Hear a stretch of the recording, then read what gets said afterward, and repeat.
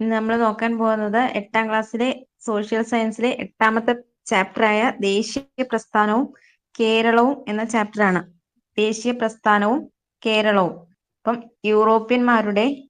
യൂറോപ്യന്മാരുടെ ഇന്ത്യയിലേക്കുള്ള ആഗമനവും തദ്ദേശീയരുമായിട്ടുള്ള ആദ്യകാല സംഘർഷങ്ങൾ നമ്മൾ മുമ്പത്തെ ചാപ്റ്ററിലൊക്കെ നോക്കിയതാണ്. ഇനി ഇവിടെ കൊടുത്തിരിക്കുന്നത് വ്യത്യസ്ത യൂറോപ്യൻ രാജ്യങ്ങളിൽ നിന്ന് കച്ചവടത്തിനായി കേരളത്തിൽ എത്തിയവർ നാട്ടുരാജ്യങ്ങൾ പിടിച്ചെടുത്ത് രാഷ്ട്രീയ അധികാരം സ്ഥാപിക്കാനാണ് ശ്രമിച്ചത്.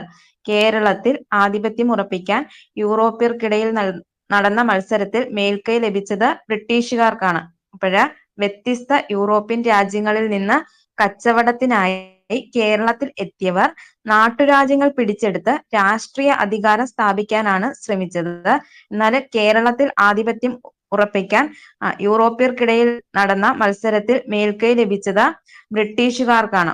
യൂറോപ്യരുടെ ആഗമന കാലത്ത് കേരളത്തിൽ വിവിധ നാട്ടുരാജ്യങ്ങൾ ഉണ്ടായിരുന്നു. യൂറോപ്യന്മാരുടെ ആഗമന കാലത്ത് കേരളത്തിൽ വിവിധ നാട്ടുരാജ്യങ്ങൾ ഉണ്ടായിരുന്നു.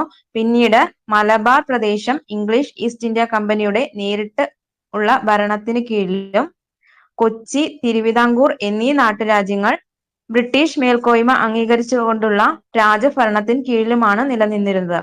അപ്പോൾ യൂറോപ്യന്മാരുടെ ആഗമന കാലത്ത് കേരളത്തിൽ വിവിധ നാട്ടുരാജ്യങ്ങൾ ഉണ്ടായിരുന്നു. പിന്നീട് എന്താണ്, മലബാർ പ്രദേശം ഇംഗ്ലീഷ് ഈസ്റ്റ് ഇന്ത്യ കമ്പനിയുടെ നേരിട്ട് ഭരണത്തിന് കീഴിലാവുകയും പിന്നെ കൊച്ചി, തിരുവിതാംകൂർ എന്നീ നാട്ടുരാജ്യങ്ങൾക്ക് ബ്രിട്ടീഷ് മേൽക്കോയ്മ അംഗീകരിച്ചുകൊണ്ടുള്ള രാജഭരണത്തിൽ കീഴിലുമാണ് നിലനിന്നിരുന്നത്. ഇനി കേരളത്തിൽ ആരൊക്കെയാണ് ബ്രിട്ടീഷുകാരോട് ആദ്യം പോരാടിയത്, ഇനി എന്തൊക്കെയായിരുന്നു കാരണങ്ങൾ എന്നൊക്കെയാണ് നമ്മൾ ഈ ചാപ്റ്ററിലൂടെ നോക്കാൻ പോകുന്നത്. ആദ്യമായിട്ട് ഒരു കോളത്തിനകത്ത് ചില വരികൾ കൊടുത്തിട്ടുണ്ട്. ഇങ്ങനെയാണ്: ഒട്ടും മറന്നില്ല ഞങ്ങൾ ഇന്നും നെടും കോട്ടയം നാട്ടിലെ കേസരി വീരനെ, കൃത്തിലെ ചെഞ്ചോര നീരിലെ സ്വാതന്ത്ര്യ വിത്തുമുളപ്പിച്ച കർഷക വീരനെ, സ്വാതന്ത്ര്യ ലബ്ധിതൻ ലഹരിയിൽ പാടെ മറന്നു മലയാളി എങ്കിലും. ഇത് പി കുഞ്ഞിരാമൻ നായരുടെയാണ് കേട്ടോ. പി കുഞ്ഞിരാമൻ നായരുടെ പുരളിമലയിലെ പൂമരങ്ങൾ എന്ന കൃതിയിലെയാണ് കേട്ടോ. അപ്പം ഇത് പഠിച്ചു വെക്കുക. പുരളിമലയിലെ പൂമരങ്ങൾ എന്ന കൃതി ആരുടെയാണെന്ന് ചോദിച്ചാൽ അത് പി കുഞ്ഞിരാമൻ നായരാണ്. ഇത് ആരെ കുറിച്ചാണ് പറഞ്ഞിട്ടുള്ളത്? പുരളിമലയിലെ പൂമരങ്ങൾ എന്നൊക്കെ പറയുമ്പോൾ ആരുമായിട്ട് റിലേറ്റ് ചെയ്തതാ? പഴശ്ശിരാജയെ കുറിച്ചാട്ടോ. കേരളത്തിൽ ബ്രിട്ടീഷുകാർക്കെതിരെ പോരാടിയ കേരളവർമ്മ പഴശ്ശിരാജയെ കുറിച്ചാണ് ഈ മുകളിൽ പ്രതിപാദിച്ചിരിക്കുന്നത്. അപ്പോഴ് വടക്കേ മലബാറിലെ കോട്ടയം രാജകുടുംബ അംഗമായിരുന്നു കേരളവർമ്മ പഴശ്ശിരാജ. വടക്കേ മലബാറിലെ കോട്ടയം രാജകുടുംബ അംഗമായിരുന്നു കേരളവർമ്മ പഴശ്ശിരാജ. ആദ്യകാലത്ത് മൈസൂർ ഭരണാധികാരികൾക്കെതിരെ മലബാറിൽ അദ്ദേഹം ബ്രിട്ടീഷുകാരെ സഹായിച്ചിരുന്നു. അതിന് പകരമായി കോട്ടയം പ്രദേശത്തെ നികുതി പിരിക്കാനുള്ള അധികാരം പഴശ്ശിക്ക് നൽകാമെന്നും വ്യവസ്ഥയുണ്ടായി.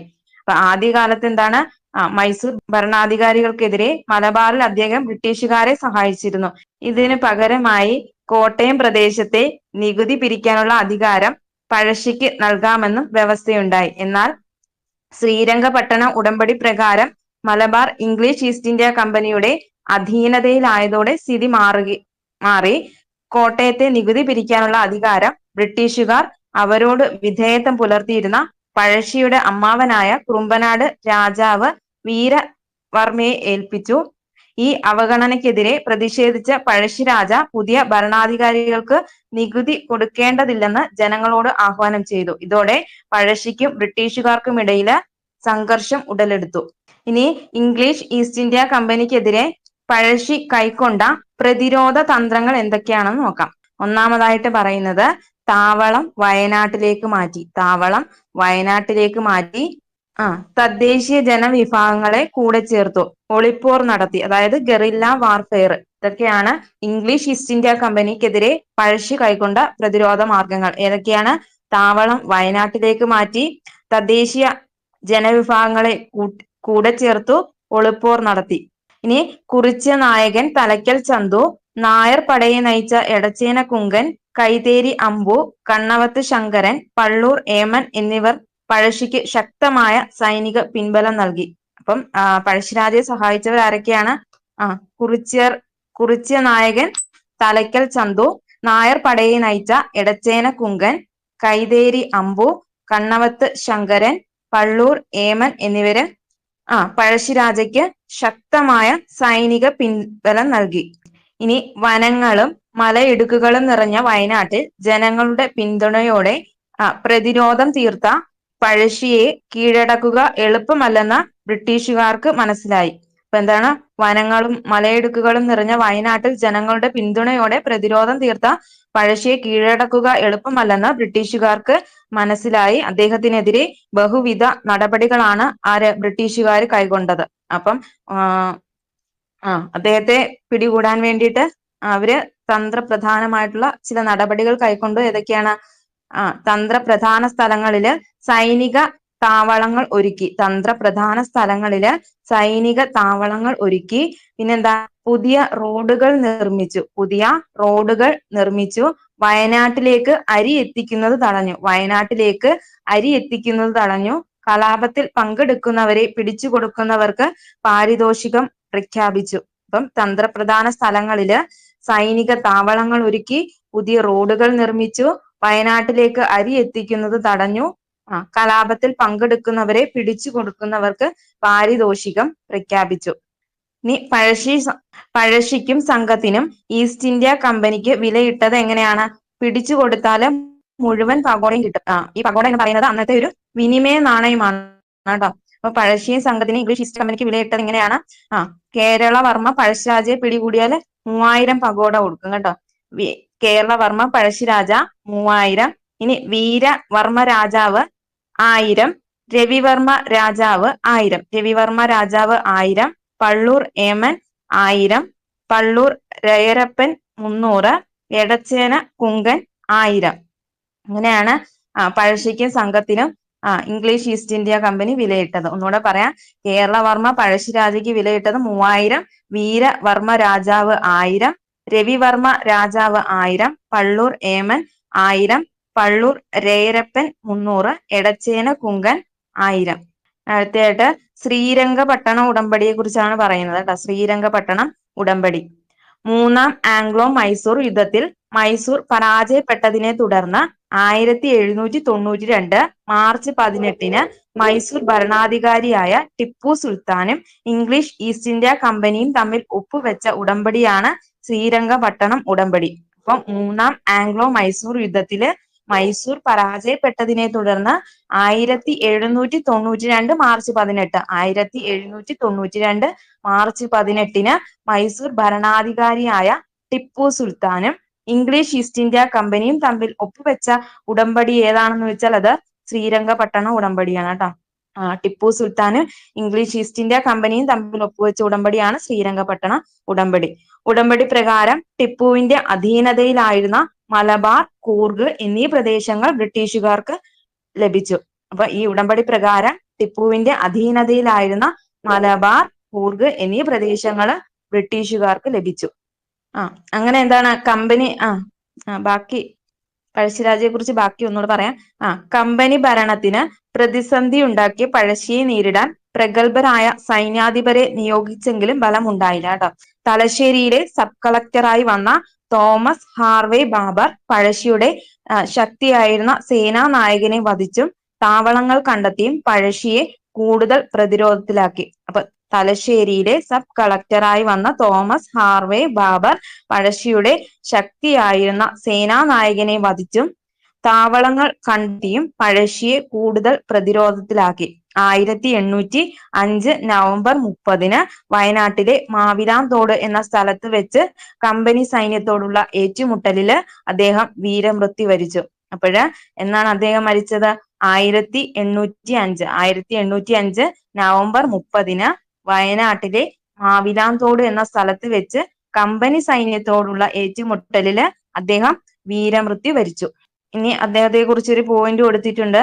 അയാൾ ഒരു കലാപകാരിയാണെങ്കിലും ഈ രാജ്യത്തെ പ്രകൃത്യാ നിലവിലുള്ള നാടുവാഴികളിൽ ഒരാളെന്ന നിലയിൽ നിലം പതിച്ച ശത്രുവിനോട് കാണിക്കാറുള്ളതിൽ നിന്നും വ്യത്യസ്തമായി അയാളെ പരിഗണിക്കേണ്ടതുണ്ടെന്ന് എനിക്ക് തോന്നി. പഴശ്ശിയുടെ ശരീരം ഔദ്യോഗിക ബഹുമതികളോടെ മാനന്തവാടിയിൽ സംസ്കരിച്ചതിനെ കുറിച്ച് മലബാർ പ്രിൻസിപ്പൽ കളക്ടർ തോമസ് വാർഡന് ബാബർ എഴുതിയ കത്തിന്റെ ഒരു ഭാഗമാണ് ഈ പറഞ്ഞത് കേട്ടോ. അപ്പൊ അയാൾ ഒരു കലാപകാരിയാണെങ്കിലും ഈ രാജ്യത്തെ പ്രകൃതിയ നിലവിലുള്ള നാടുവാഴികളിൽ ഒരാളെന്ന നിലയിൽ നിലം പതിച്ച ശത്രുവിനോട് കാണിക്കാറുള്ളത് നിന്നും വ്യത്യസ്തമായി അയാളെ പരിഗണിക്കേണ്ടതുണ്ടെന്ന് എനിക്ക് തോന്നി. അപ്പം അദ്ദേഹത്തിന്റെ ശരീരം ഔദ്യോഗിക ബഹുമതികളോടെ മാനന്തവാടിയിൽ സംസ്കരിച്ചതിനെ കുറിച്ച് മലബാർ പ്രിൻസിപ്പൽ കളക്ടർ തോമസ് വാർഡന് ബാബർ എഴുതിയ കത്തിന്റെ ഒരു ഭാഗമാണ് കൊടുത്തിട്ടുള്ളത്. ഇനി അടുത്തായിട്ട് പറയുന്നത് വേലുത്തമ്പി ദളവയെ കുറിച്ചാണ് കേട്ടോ. തിരുവിതാംകൂർ ഭരിച്ച ബാലരാമവർമ്മ മഹാരാജാവിന്റെ ദളവ അഥവാ പ്രധാനമന്ത്രിയായിരുന്നു വേലുത്തമ്പി. അപ്പം തിരുവിതാംകൂർ ഭരിച്ചിരുന്ന ബാലരാമവർമ്മ, അതാരാ? ഔട്ടം തിരുനാൾ ബാലരാമവർമ്മ. തിരുവിതാംകൂർ ഭരിച്ചിരുന്ന ബാലരാമവർമ്മ മഹാരാജാവിന്റെ ദളവ അഥവാ പ്രധാനമന്ത്രിയായിരുന്നു ആര്? വേലുത്തമ്പി. 1805 ബ്രിട്ടീഷ് ഈസ്റ്റ് ഇന്ത്യ കമ്പനിയും തിരുവിതാംകൂർ രാജാവും തമ്മിൽ ഒപ്പിട്ട ഒരു കരാറിലൂടെ തിരുവിതാംകൂറിന്റെ രാഷ്ട്രീയ സ്വാതന്ത്ര്യം ഇല്ലാതാകുകയും ഭരണം ബ്രിട്ടീഷ് റെസിഡന്റായ മെക്കാളയുടെ നിയന്ത്രണത്തിലാവുകയും ചെയ്തു. ഇതോടൊപ്പം ദളവയായിരുന്ന വേലുത്തമ്പിയുടെ ഉത്തരവുകൾ മെക്കാളെ റദ്ദാക്കിയും കമ്പനിക്ക് നൽകാനുള്ള നികുതി കുടിശ്ശിക ഉടൻ അടച്ചു തീർക്കാൻ നിർബന്ധം പിടിച്ചതും വേലുത്തമ്പിയും ബ്രിട്ടീഷുകാരുമായുള്ള സംഘർഷത്തിന് ഇടയാക്കി. അപ്പം ബ്രിട്ടീഷുകാരും വേലുത്തമ്പിയും തമ്മിലുള്ള സംഘർഷത്തിന് കാരണമാണ് ഈ പറഞ്ഞത് കേട്ടോ. അപ്പൊ എന്താണ്? തിരുവിതാംകൂർ ഭരിച്ചിരുന്ന ബാലരാമവർമ്മ മഹാരാജാവിന്റെ ദളവ അഥവാ പ്രധാനമന്ത്രി ആയിരുന്നു ആര്? Veluthampi. Veluthampi Dalawa 1805 British East India കമ്പനിയും തിരുവിതാംകൂർ രാജാവും തമ്മിൽ ഒപ്പിട്ട ഒരു കരാറിലൂടെ തിരുവിതാംകൂറിന്റെ രാഷ്ട്രീയ സ്വാതന്ത്ര്യം ഇല്ലാതാവുകയും ഭരണം ബ്രിട്ടീഷ് റെസിഡന്റായ മെക്കാളയുടെ നിയന്ത്രണത്തിലാവുകയും ചെയ്തു. ഇതോടൊപ്പം ദളവയായിരുന്ന വേലുത്തമ്പിയുടെ ഉത്തരവുകൾ മെക്കാള റദ്ദാക്കിയും കമ്പനിക്ക് നൽകാനുള്ള നികുതി കുടിശ്ശിക ഉടൻ അടച്ചു തീർക്കാൻ നിർബന്ധം പിടിച്ചതും വേലുത്തമ്പിയും ബ്രിട്ടീഷുകാരുമായുള്ള സംഘർഷത്തിന് ഇടയാക്കി. കൊച്ചിയിലെ പ്രധാനമന്ത്രിയായ പാലിയത്തച്ഛനും മെക്കാളയിൽ നിന്ന് സമാനമായ അനുഭവം നേരിട്ടിരുന്നു. അപ്പൊ കൊച്ചിയിലെ പ്രധാനമന്ത്രി ആരായിരുന്നു? പാലിയത്തച്ഛൻ.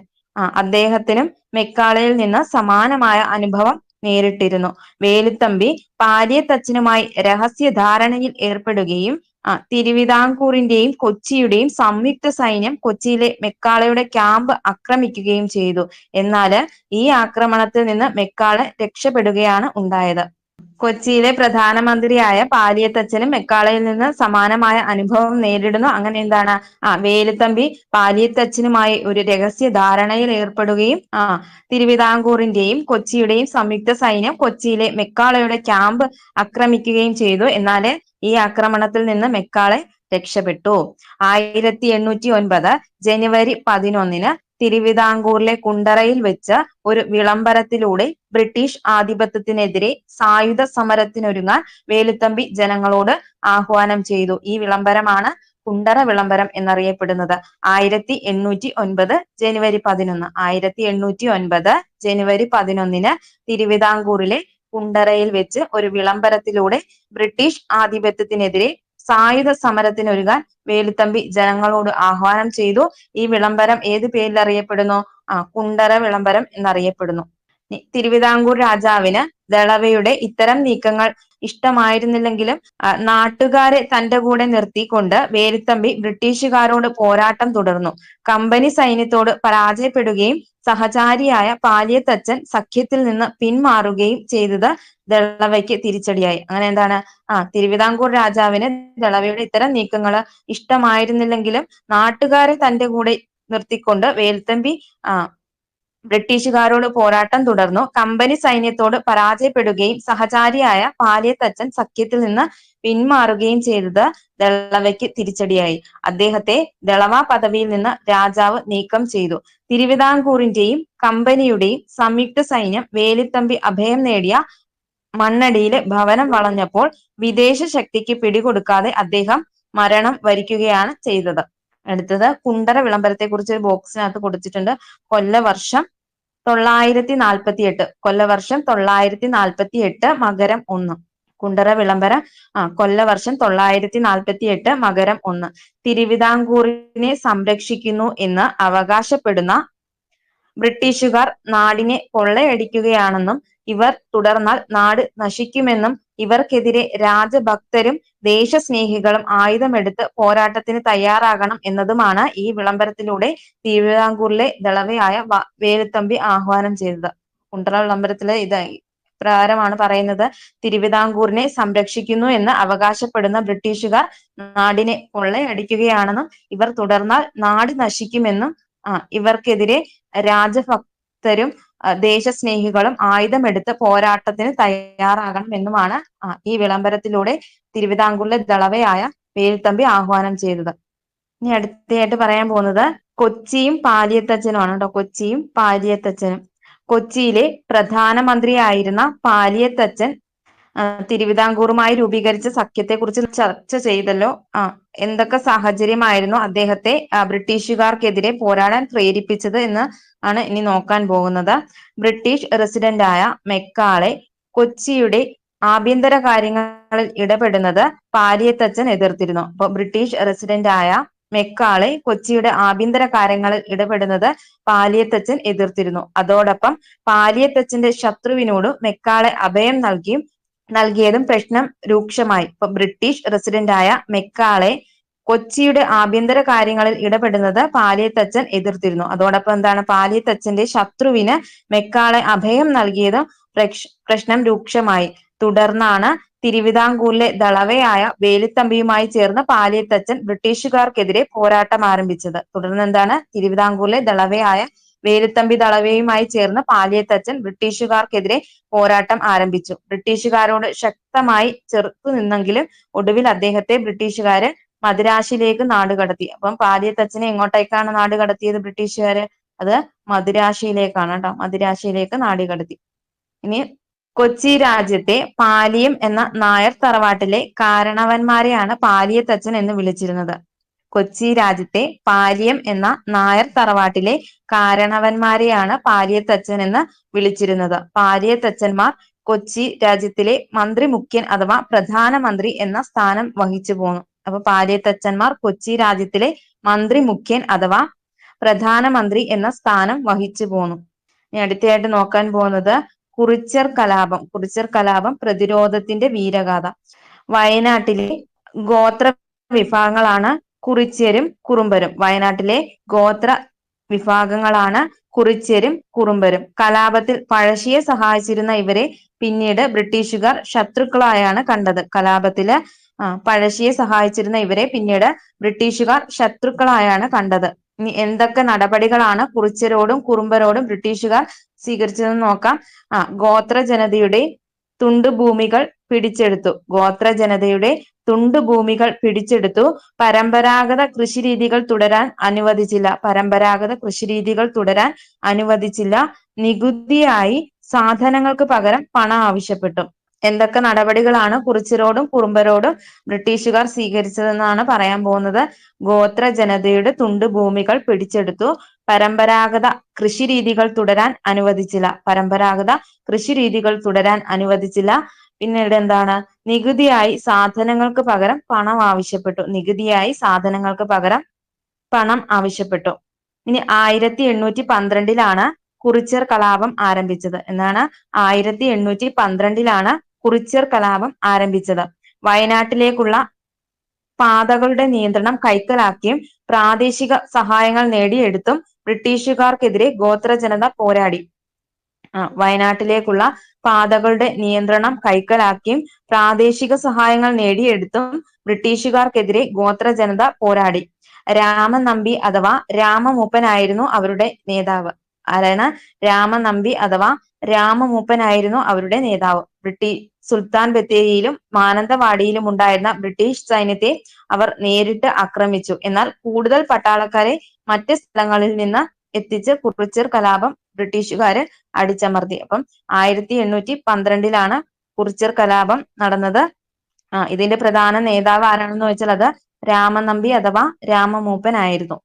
ഇനി അടുത്തതായിട്ട് പറയാൻ പോകുന്നത് കർഷക അസംതൃപ്തിയും കലാപത്തിലേക്കെത്തുന്നു. 1836 മുതൽ 1853 വരെയുള്ള 18 വർഷങ്ങൾക്കിടയില് മലബാറിൽ 22ഓളം ശക്തമായ കലാപങ്ങൾ നടന്നിരുന്നു. അപ്പൊ 1836 മുതൽ 1853 വരെയുള്ള 18 വർഷങ്ങൾക്കിടയില് മലബാറിൽ 22ഓളം ശക്തമായ കലാപങ്ങൾ നടന്നിരുന്നു.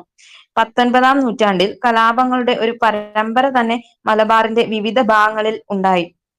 19-ാം നൂറ്റാണ്ടില് കലാപങ്ങളുടെ ഒരു പരമ്പര തന്നെ മലബാറിന്റെ വിവിധ ഭാഗങ്ങളിൽ ഉണ്ടായി. ബ്രിട്ടീഷ് ഗവൺമെന്റിന്റെ നികുതി നയങ്ങളും ജന്മിമാരുടെ ചൂഷണവും കുടിയൊഴിപ്പിക്കലുമാണ് കലാപത്തിന് കാരണമായത്. എന്താണ് കാരണം? ബ്രിട്ടീഷ് ഗവൺമെന്റിന്റെ നികുതി നയങ്ങളും ജന്മിമാരുടെ ചൂഷണവും കുടിയൊഴിപ്പിക്കലുമാണ് കലാപങ്ങൾക്ക് കാരണമായത്. ബ്രിട്ടീഷ് ഗവൺമെന്റിന്റെ നികുതി നയങ്ങളും ജന്മിമാരുടെ ചൂഷണവും കുടിയൊഴിപ്പിക്കലുമാണ് കലാപങ്ങൾക്ക് കാരണമായതെന്ന് മലബാർ ഡിസ്ട്രിക്ട് കളക്ടർ ആയിരുന്ന വില്യം ലോഗൻ തന്റെ അന്വേഷണ റിപ്പോർട്ടിൽ രേഖപ്പെടുത്തിയിട്ടുണ്ട്. അദ്ദേഹത്തിന്റെ ഏത് മലബാർ മാനുവൽ രചിച്ചത് ആരാണെന്ന് വെച്ചാൽ അത് വില്യം ലോഗൻ ആണ് കേട്ടോ. Malabar manual William Logan.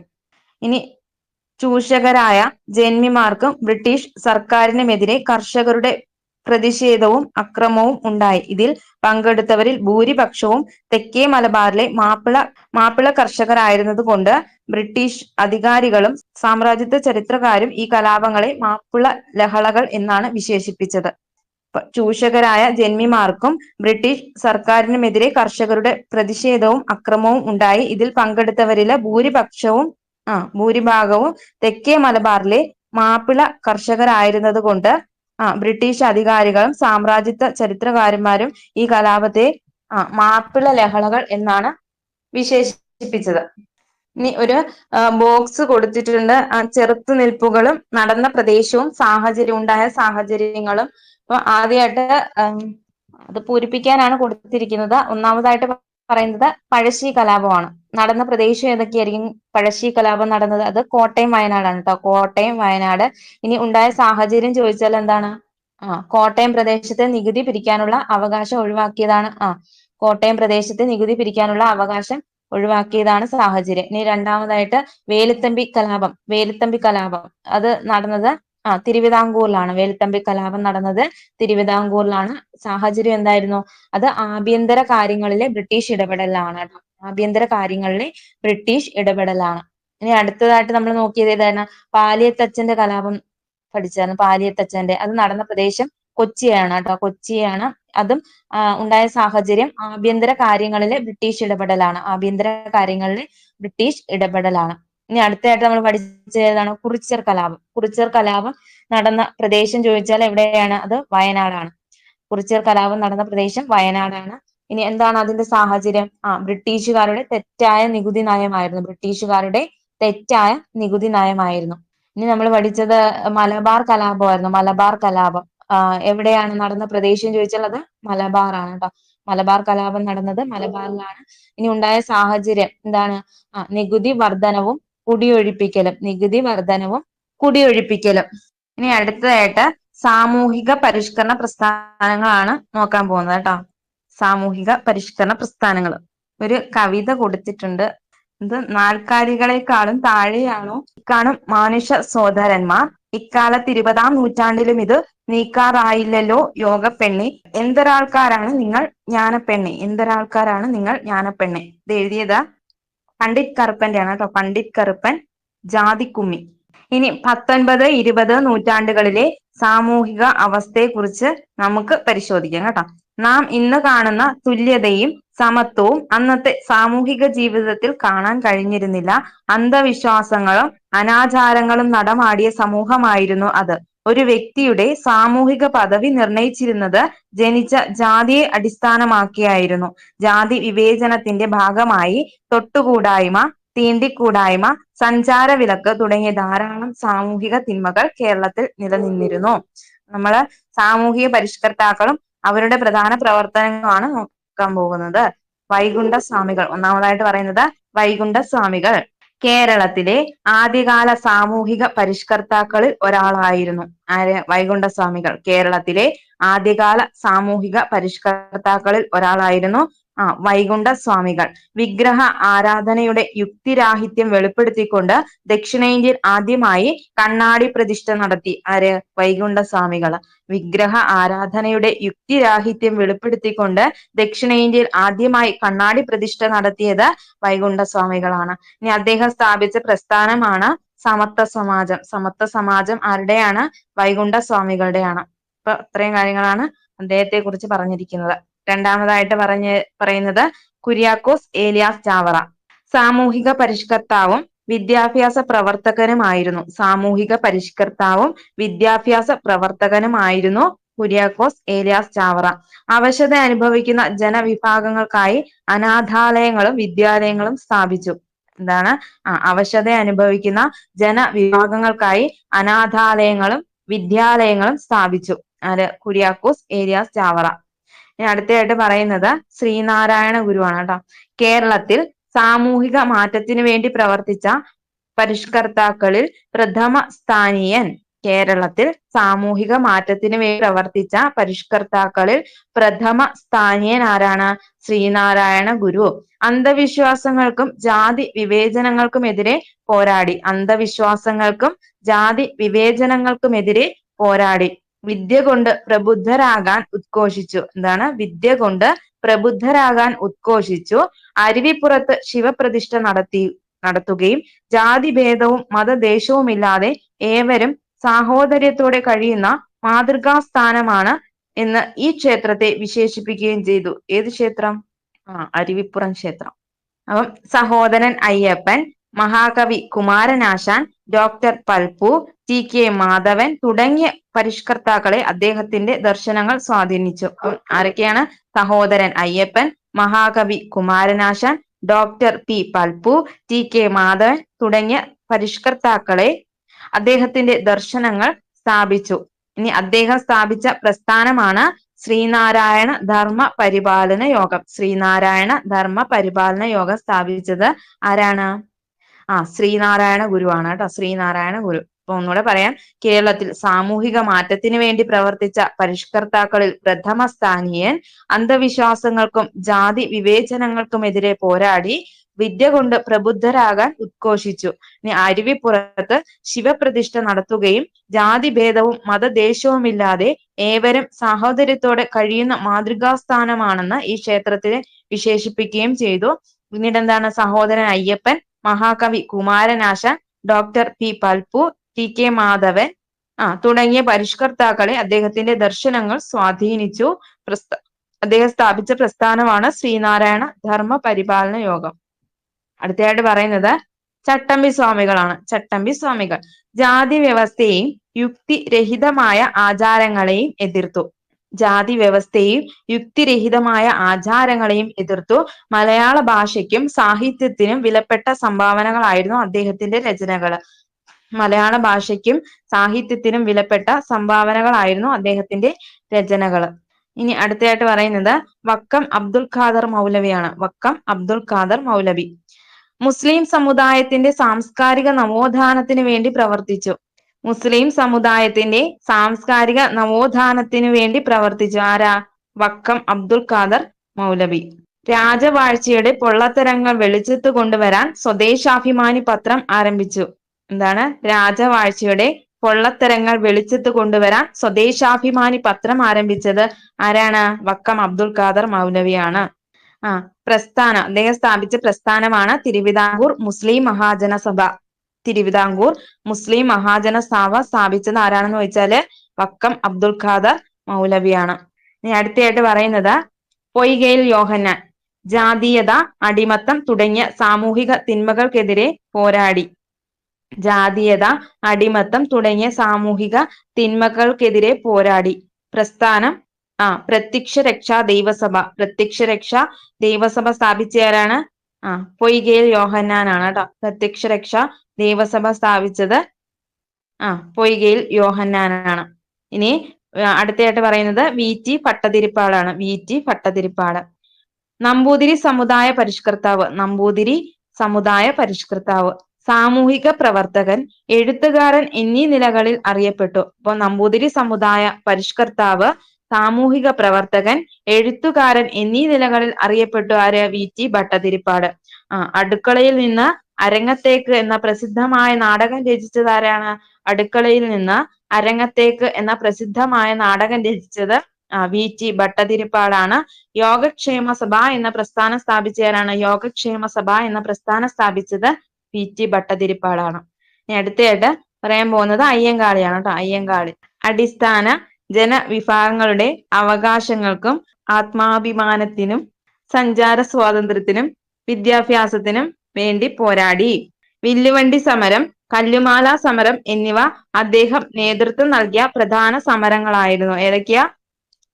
വില്ലുവണ്ടി സമരം, കല്ലുമാല സമരം എന്നിവ അദ്ദേഹം നേതൃത്വം നൽകിയ പ്രധാന സമരങ്ങൾ ആയിരുന്നു. പ്രസ്ഥാനം സാധുജന പരിപാലന സംഘം, സാധുജന പരിപാലന സംഘം, അയ്യങ്കാളി. അപ്പൊ അടിസ്ഥാന ജനവിഭാഗങ്ങളുടെ അവകാശങ്ങൾക്കും ആത്മാഭിമാനത്തിനും സഞ്ചാര സ്വാതന്ത്ര്യത്തിനും വിദ്യാഭ്യാസത്തിനും വേണ്ടി പോരാടിയ നേതാവാണ് അയ്യങ്കാളി. വില്ലുവണ്ടി സമരം, കല്ലുമാല സമരം എന്നിവ അദ്ദേഹം നേതൃത്വം നൽകിയ പ്രധാനപ്പെട്ട സമരങ്ങളായിരുന്നു.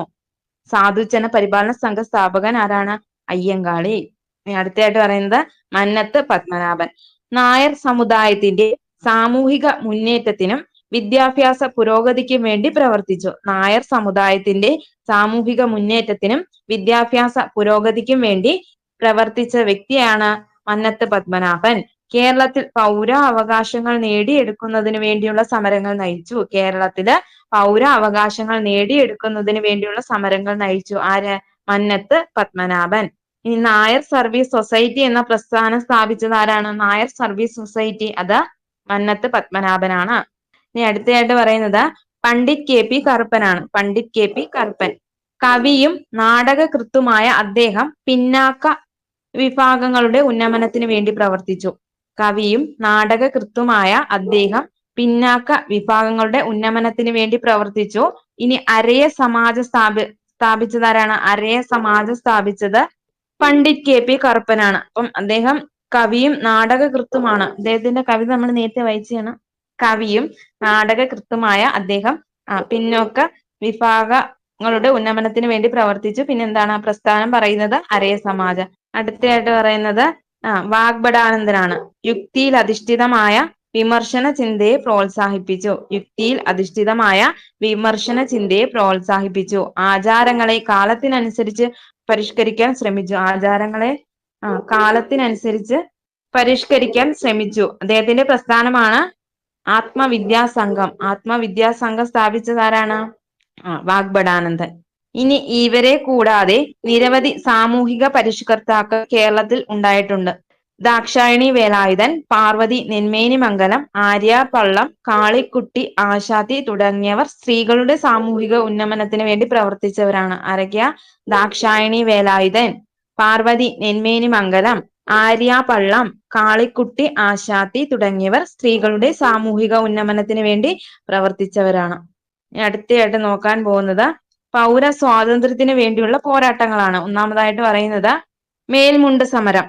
എല്ലാ മതത്തിലുമുള്ള ചാന്നാട്ടികളും കട്ടിശീല കൊണ്ട് ഉടുത്ത് കെട്ടിക്കൊള്ളുകയോ മേൽ ജാതിയിലുള്ള സ്ത്രീകളെ പോലെ അല്ലാതെ മറ്റ് ഏത് വിധത്തിൽ എങ്കിലും മാറുമറച്ചു കൊള്ളുകയോ ചെയ്യുന്നതിന് വിരോധം ഇല്ലായ്ക കൊണ്ടു വിവരം സകലമാന പേരും അറിഞ്ഞു നടന്നുകൊള്ളുകയും വേണം. സ്ത്രീകൾക്ക് മേൽവസ്ത്രം ധരിക്കാൻ അവകാശം നൽകിക്കൊണ്ട് തിരുവിതാംകൂർ മഹാരാജാവായ ഉത്രം തിരുനാൾ മാർത്താണ്ഡവർമ്മ പുറപ്പെടുവിച്ച വിളംബരത്തിന്റെ ഒരു ഭാഗമാണ് നമ്മൾ വായിച്ചത് കേട്ടോ. അപ്പം തെക്കൻ തിരുവിതാംകൂറിലെ ചാന്നാർ സമുദായത്തിലെ സ്ത്രീകൾക്ക് ഉയർന്ന വിഭാഗം എന്ന് കരുതപ്പെട്ടിരുന്ന സ്ത്രീകളെ പോലെ മേൽവസ്ത്രം ധരിക്കാനുള്ള അവകാശം ഉണ്ടായിരുന്നില്ല.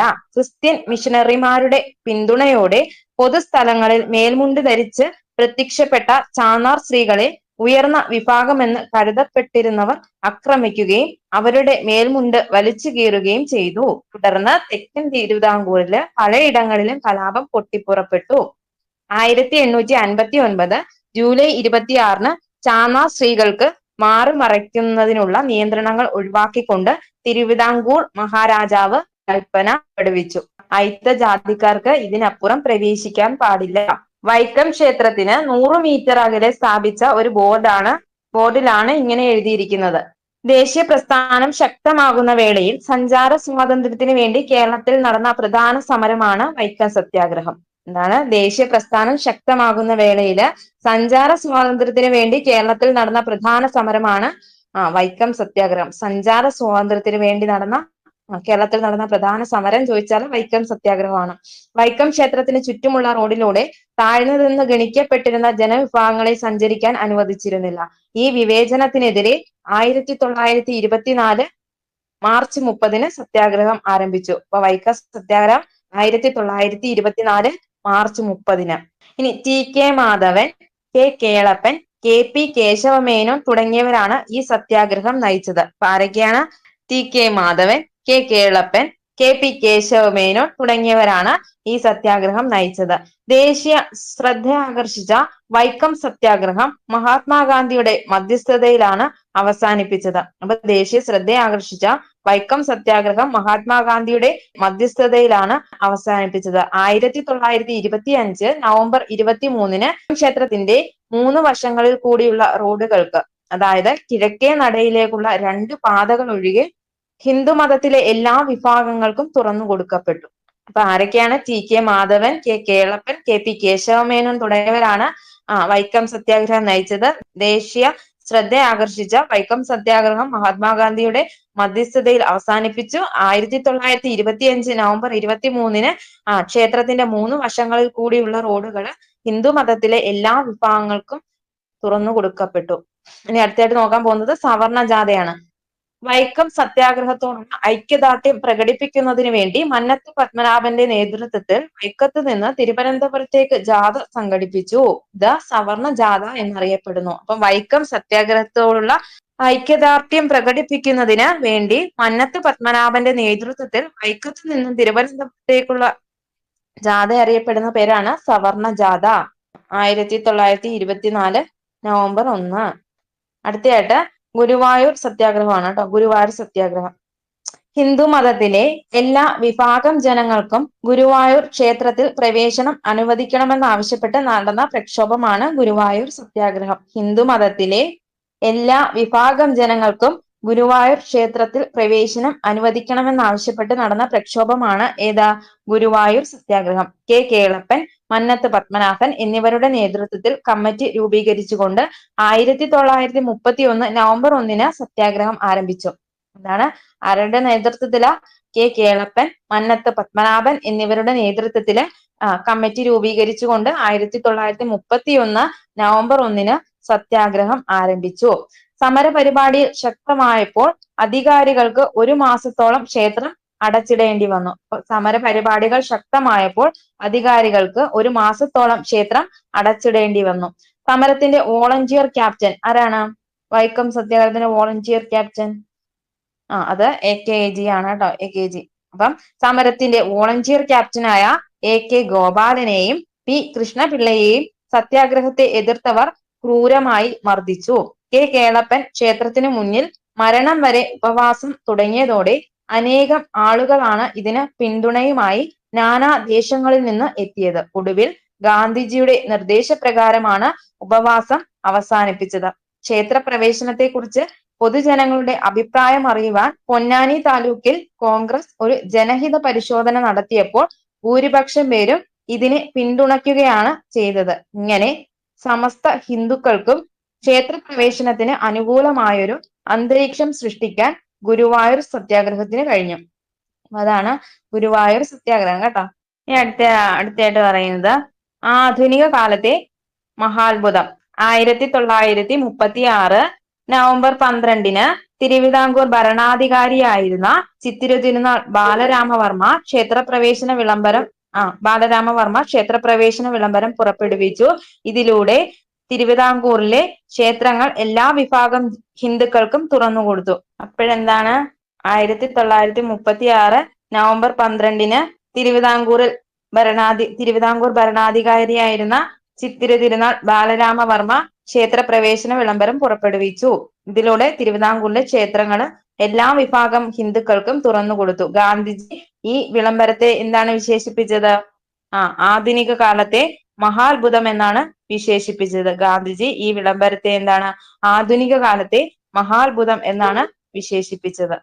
ഇനി അടുത്തതായിട്ട് പാലിയം സത്യാഗ്രഹമാണ് കേട്ടോ. പാലിയം സത്യാഗ്രഹം അയിത്തോച്ചാടനത്തിനായി കേരളത്തിൽ നടന്ന മറ്റൊരു സമരമായിരുന്നു 1947-48 പാലിയം സത്യാഗ്രഹം. അപ്പൊ അയിത്തോച്ചാടനത്തിനായി കേരളത്തിൽ നടന്ന മറ്റൊരു സമരമായിരുന്നു 1947-48 പാലിയം സത്യാഗ്രഹം. കൊച്ചിയിലെ ചേന്ദമംഗലത്തെ പാലിയത്തച്ഛന്റെ വസതിക്ക് മുന്നിലെ റോഡിലൂടെ നടന്നു പോകാൻ അരികുവൽക്കരിക്കപ്പെട്ടിരുന്ന ജനവിഭാഗങ്ങൾക്ക് വിലക്കുണ്ടായിരുന്നു. ഈ പ്രശ്നത്തെ ചൊല്ലി രാഷ്ട്രീയ കക്ഷികളും സമുദായ സംഘടനകളും ഒത്തുചേർന്നു നടത്തിയ സമരമാണ് പാലിയം സത്യാഗ്രഹം. അപ്പൊ എന്താണ്, അയിത്തത്തിനെതിരായിട്ട് കേരളത്തിൽ നടന്ന മറ്റൊരു സമരമായിരുന്നു 1947-48 പാലിയം സത്യാഗ്രഹം. കൊച്ചിയിലെ ചേന്ദമംഗലത്തെ പാലിയത്തച്ഛന്റെ വസതിക്ക് മുന്നിലെ റോഡിലൂടെ നടന്നു പോകാൻ അരികുവൽക്കരിക്കപ്പെട്ടിരുന്ന ജനവിഭാഗങ്ങൾക്ക് വിലക്കുണ്ടായിരുന്നു.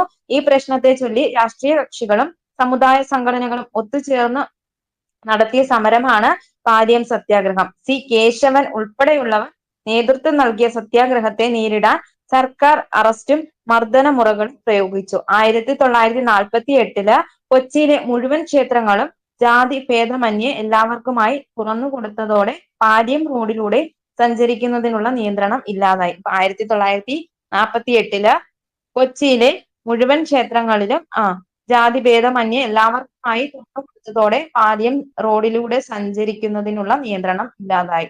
പൗര അവകാശങ്ങൾക്ക് വേണ്ടി നടന്ന സമരങ്ങൾ സാഹചര്യമാണ് ബോക്സിനകത്ത് ഇങ്ങനെ കൊടുത്തിട്ടുണ്ട്, പൂരിപ്പിക്കാനാണ് നിങ്ങൾ പറയുന്നത്.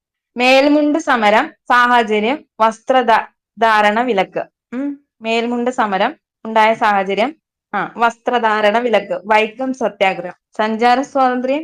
ഇനി ഗുരുവായൂർ സത്യാഗ്രഹം എന്താണ് സാഹചര്യം? ഗുരുവായൂർ സത്യാഗ്രഹത്തിന്റെ സാഹചര്യം അത് ക്ഷേത്ര പ്രവേശനമാണ് കേട്ടോ. ക്ഷേത്ര പ്രവേശനത്തിന് അനുവദിക്കണം എന്ന അതിനെതിരെ നടന്ന പ്രക്ഷോഭമാണ്. ഇനി എന്താണ് പാലിയം സത്യാഗ്രഹം? എന്തിനു വേണ്ടി അത് നടന്ന സാഹചര്യം എന്താണ്? പാലിയം സത്യാഗ്രഹം അത് അയിത്തോച്ചാടനം. ഇനി അടുത്തയായിട്ട് ദേശീയ ബോധത്തിന്റെ സമരജാല. വരിക വരിക സഹചരി, സഹന സമര സമയമായി കരളുറച്ച് കൈകൾ കോർത്ത് കാൽനടക്ക് പോകണം. 1930 ഉപ്പു സത്യാഗ്രഹത്തിന്റെ ഭാഗമായി നടന്ന ജാഥയിൽ ആലപിക്കാൻ ആരെഴുതിയതാ? അംശി നാരായണപിള്ള എഴുതിയ വരികളാണിവ. അപ്പൊ 1930 ഉപ്പു സത്യാഗ്രഹത്തിന്റെ ഭാഗമായി നടന്ന ജാഥയിൽ ആലപിക്കാൻ അംശി നാരായണപിള്ള എഴുതിയ വരികളാണിവ. സത്യാഗ്രഹികൾ ഗാനം ആലപിച്ചും മുദ്രാവാക്യം മുഴക്കിയും പയ്യന്നൂർ കടപ്പുറത്തേക്ക് ജാഥയായി നീങ്ങി. വഴിനീളെ ആയിരക്കണക്കിന് ജനങ്ങൾ അവർക്ക് സ്വീകരണം നൽകി. കേരളത്തിൽ ദേശീയ പ്രസ്ഥാനം എത്രമാത്രം ഊർജ്ജസ്വലമായിരുന്നു എന്ന് ഇതിൽ നിന്ന് മനസ്സിലാക്കാം. കേരളത്തില് ദേശീയ പ്രസ്ഥാനത്തിന്റെ വളർച്ച മലബാറിലും കൊച്ചിയിലും തിരുവിതാംകൂറിലും എങ്ങനെയായിരുന്നു എന്ന് പരിശോധിക്കാം. ഒരു ബോക്സിനകത്ത് സി ശങ്കരൻ നായരും ബാരിസ്റ്റർ GP പിള്ളയെ കുറിച്ച് പറഞ്ഞിട്ടുണ്ട്. കേരളത്തിലേതുപോലെ തന്നെ ദേശീയ തലത്തിലും കോൺഗ്രസിൽ ശ്രദ്ധേയമായ മലയാളി സാന്നിധ്യം ഉണ്ടായിരുന്നു. അപ്പൊ കേരളത്തിലേതുപോലെ തന്നെ ദേശീയ തലത്തിലും കോൺഗ്രസിൽ ശ്രദ്ധേയമായ മലയാളി സാന്നിധ്യം ഉണ്ടായിരുന്നു. ആരൊക്കെയാണ്? സി ശങ്കരൻ നായരും ബാരിസ്റ്റർ GP പിള്ളയുമായിരുന്നു ഇവരിൽ പ്രധാനപ്പെട്ടവർ. അപ്പം നമുക്ക് ആദ്യമായിട്ട് മലബാറിനെ കുറിച്ച് നോക്കാം കേട്ടോ. കേരളത്തിലെ ഇതര പ്രദേശങ്ങളിലെ അപേക്ഷിച്ച് മലബാറിൽ ദേശീയ പ്രസ്ഥാനം കൂടുതൽ കരുത്തുറ്റതായിരുന്നു. മലബാർ ജില്ലാ കോൺഗ്രസ് കമ്മിറ്റിയുടെ രൂപീകരണവും ഹോം റൂൾ ലീഗിന്റെ പ്രവർത്തനങ്ങളും ദേശീയ പ്രസ്ഥാനത്തെ ചലിപ്പിച്ചു. ഖിലാഫത്ത്, നിസ്സഹകരണ പ്രസ്ഥാനങ്ങൾക്ക് വലിയ പിന്തുണയാണ് മലബാറിലെങ്ങും ലഭിച്ചത്. അപ്പൊ കേരളത്തിന്റെ ഇതര പ്രദേശങ്ങളെ അപേക്ഷിച്ച് മലബാറിൽ ദേശീയ പ്രസ്ഥാനം കൂടുതൽ കരുത്തുറ്റതായിരുന്നു. മലബാർ ജില്ലാ കോൺഗ്രസ് കമ്മിറ്റിയുടെ രൂപീകരണവും ഹോം റൂൾ ലീഗിന്റെ പ്രവർത്തനങ്ങളും ദേശീയ പ്രസ്ഥാനത്തെ ചലിപ്പിച്ചു. ഖിലാഫത്ത്, നിസ്സഹകരണ പ്രസ്ഥാനങ്ങൾക്ക് വലിയ പിന്തുണയാണ് മലബാറിൽ എങ്ങും ലഭിച്ചത്. സമരത്തിന്റെ ഭാഗമായി ജനങ്ങൾ വിദേശ നിർമ്മിത വസ്തുക്കളും കോടതികൾ, വിദ്യാലയങ്ങൾ മുതലായ സർക്കാർ സ്ഥാപനങ്ങളും ബഹിഷ്കരിച്ചു. എന്താണ് സമരത്തിന്റെ ഭാഗമായി എന്താണ് ജനങ്ങൾ വിദേശ നിർമ്മിത വസ്തുക്കളും കോടതികൾ, വിദ്യാലയങ്ങൾ മുതലായ സർക്കാർ സ്ഥാപനങ്ങളും ബഹിഷ്കരിച്ചു. സമരത്തിന് സ്ത്രീകളുടെയും വിദ്യാർത്ഥികളുടെയും മികച്ച പങ്കാളിത്തം ഉണ്ടായിരുന്നു. ഇനി C Kunhirama Menon, K Kelappan, U Gopalamenon, KP Kesava Menon, Muhammad Abdul Rahman Sahib, E Moidu Moulavi, Moyyarath Sankaran തുടങ്ങിയവരായിരുന്നു പ്രധാന നേതാക്കൾ. അപ്പം ഇത്രയും പേരുകൾ പഠിച്ചു വെക്കണം കേട്ടോ. C Kunhirama Menon, K Kelappan, U Gopalamenon, KP Kesava Menon, Muhammad Abdul Rahman Sahib, E Moidu Moulavi, Moyyarath Sankaran തുടങ്ങിയവരായിരുന്നു പ്രധാന നേതാക്കള്. അപ്പം നിയമലംഘന പ്രസ്ഥാനത്തിന്റെ ഭാഗമായി ഗാന്ധിജിയുടെ നേതൃത്വത്തിൽ അഖിലേന്ത്യാ തലത്തിൽ ഉപ്പു സത്യാഗ്രഹം നടന്നപ്പോൾ അതിന്റെ അലയൊലികൾ കേരളത്തിലും ഉണ്ടായി. അപ്പൊ നിയമലംഘന പ്രസ്ഥാനത്തിന്റെ ഭാഗമായി ഗാന്ധിജിയുടെ നേതൃത്വത്തിൽ അഖിലേന്ത്യാ തലത്തിൽ ഉപ്പു സത്യാഗ്രഹം നടന്നപ്പോൾ അതിന്റെ അലയൊലികൾ കേരളത്തിലും ഉണ്ടായി. കേരളത്തിലെ ഉപ്പു സത്യാഗ്രഹത്തിന്റെ കേന്ദ്രം എവിടെയാണ്? കേരളത്തിലെ ഉപ്പു സത്യാഗ്രഹത്തിന്റെ കേന്ദ്രം മലബാറിലെ പയ്യന്നൂർ ആയിരുന്നു കേട്ടോ. മലബാറിലെ പയ്യന്നൂർ ആയിരുന്നു. കെ കേളപ്പനാണ് സത്യാഗ്രഹം നയിച്ചത്. ആരാണ്? കെ കേളപ്പനാണ് സത്യാഗ്രഹം നയിച്ചത്. കേരളത്തിന്റെ നാനാ ഭാഗങ്ങളിൽ നിന്നും സത്യാഗ്രഹികൾ പയ്യന്നൂരിലെ കടപ്പുറത്തേക്ക് എത്തിച്ചേരുകയും അതിൽ പങ്കാളികളാവുകയും ചെയ്തു. കൂടാതെ മുഹമ്മദ് അബ്ദുൾ റഹ്മാന്റെ നേതൃത്വത്തിൽ സത്യാഗ്രഹികൾ കോഴിക്കോട് കടപ്പുറത്തും നിയമം ലംഘിച്ച് ഉപ്പുണ്ടാക്കി. അപ്പൊ കോഴിക്കോട് സത്യാഗ്രഹത്തിന് നേതൃത്വം നൽകിയത് ആരാണ്? അത് മുഹമ്മദ് അബ്ദുൾ റഹ്മാൻ സാഹിബാണ് കേട്ടോ. അപ്പൊ കൂടാതെ എന്താണ്?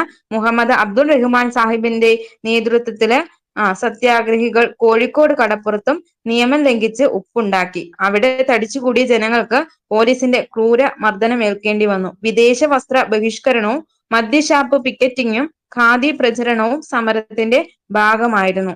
ഏത് സമരത്തിന്റെയാ? മലബാറിലെ. അപ്പൊ ഏതൊക്കെയാ? വിദേശ വസ്ത്ര ബഹിഷ്കരണവും മദ്യഷാപ്പ് പിക്കറ്റിങ്ങും ഖാദി പ്രചരണവും സമരത്തിന്റെ ഭാഗമായിരുന്നു. അപ്പം സ്റ്റേറ്റ്മെന്റിനകത്തൊക്കെ ഇത് ചോദിക്കും കേട്ടോ. ഇനി അടുത്തയായിട്ട് ഗാന്ധിജി കേരളത്തിൽ എന്നാ ആദ്യമായിട്ട് വരുന്നത്? എത്ര തവണ കേരളത്തിൽ വന്നിട്ടുണ്ട്? 5 തവണ. അപ്പം 1920 ഗാന്ധിജിയും മൗലാന ഷൗക്കത്ത് അലിയും നിസ്സഹരണ ഖിലാഫത്ത് സമരത്തിന്റെ പ്രചരണാർത്ഥം കോഴിക്കോടെത്തി. അപ്പൊ 1920 ഗാന്ധിജിയും മൗലാന ഷൗക്കത്ത് അലിയും നിസ്സഹരണ ഖിലാഫത്ത് സമരത്തിന്റെ പ്രചരണാർത്ഥം കോഴിക്കോട് എത്തി. ഗാന്ധിജിയുടെ ആദ്യ കേരള സന്ദർശനമായിരുന്നു ഏത്? 1920 കേട്ടോ. അപ്പൊ ഗാന്ധിജിയുടെ ആദ്യ കേരള സന്ദർശനമായിരുന്നു. ആരെ കൂടെ വന്നത്? മൗലാന ഷൗക്കത്ത് അലി. ഇനി ഇന്ത്യക്കാർ വ്യത്യസ്ത മതസ്ഥരാണെങ്കിലും നമ്മുടെ മാതൃഭൂമിയുടെ സന്തതികളാണെന്നും നമ്മുടെ സുഖദുഃഖങ്ങൾ ഒന്നാണെന്നും പ്രശ്നങ്ങൾ ഒന്നാണെന്നും നേതാക്കൾ ഉദ്ബോധിപ്പിച്ചപ്പോൾ അത്യാവശ്യത്തോടെയാണ് ജനങ്ങൾ അത് സ്വീകരിച്ചത്.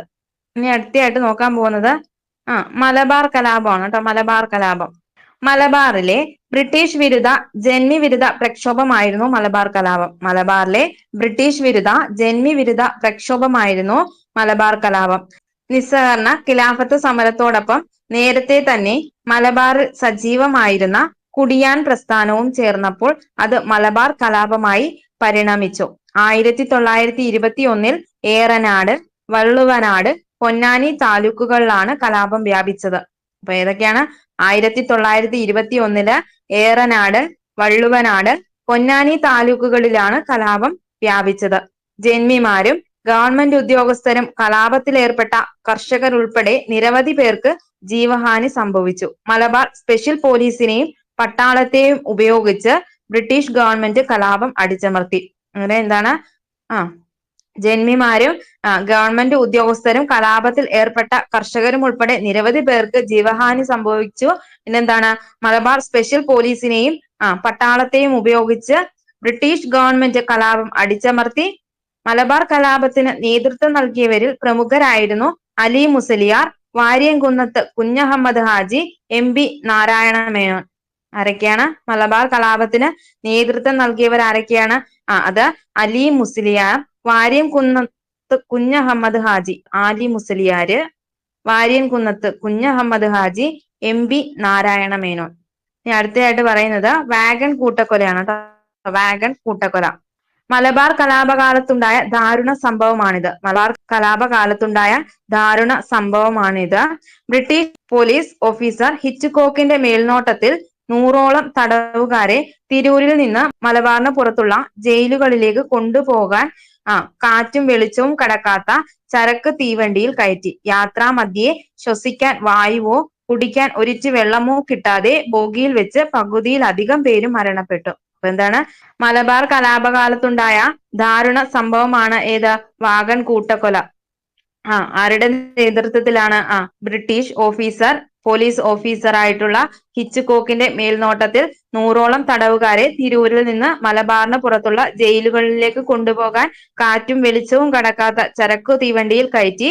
യാത്രാമധ്യേ ശ്വസിക്കാൻ വായുവോ കുടിക്കാൻ ഒരിറ്റ് വെള്ളമോ കിട്ടാതെ ബോഗിയിൽ വച്ച് പകുതിയിൽ അധികം പേരും മരണപ്പെട്ടു. ഇതാണ് വാഗൺ ട്രാജഡിയെ കുറിച്ച് പറയുന്നത്. അടുത്തയായിട്ട് പറയുന്നത് തിരൂരങ്ങാടി, പൂക്കോട്ടൂർ, പാണ്ടിക്കാട് സംഘർഷങ്ങളാണ്. തിരൂരങ്ങാടി, പൂക്കോട്ടൂർ, പാണ്ടിക്കാട് സംഘർഷങ്ങൾ. പൂക്കോട്ടൂരിലെ ഖിലാഫത്ത് കമ്മിറ്റി സെക്രട്ടറി ആയിരുന്ന വടക്കേ വീട്ടിൽ മുഹമ്മദിനെ മോഷണക്കുറ്റം ചുമത്തി അറസ്റ്റ് ചെയ്യാൻ ബ്രിട്ടീഷ് പോലീസ് ശ്രമിച്ചു.